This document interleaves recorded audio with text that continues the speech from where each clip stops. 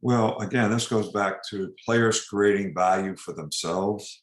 Um, I always talk to players about, I spent 8 years in the NFL, so that means I sat through 8 drafts, which meant it's not just a draft, it's 2 weeks of preparing for the draft, and then 2 more weeks of getting questions answered, and then 2 more weeks of preparing for the draft.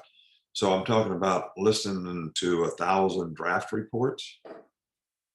And I tell our players all the time, the two most compelling words in a draft report is and but.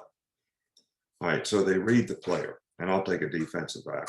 All right, he's got quick feet, change of direction, he had good long speed, can play man to man. He's a good tackler. He's got toughness, he's got really good ball judgment and really good ball skills. And he's a good person. He was a leader on the team. He graduated from school. Coaches loved him. Read the same player, but he had a positive drug test. He had a domestic violence incident with his girlfriend, got in a fight to borrow when he was a freshman. Strength coach said he wouldn't piss on him if he was on fire. Who do you want on your team? And or but? All right, so what I tell players is you don't realize that as soon as you apply for a job, as soon as you put your name in for the draft, people are looking for reasons not to pick you. They're looking for reasons not to hire you. So don't give anybody a reason to say but. It's the only way that you can create value for yourself.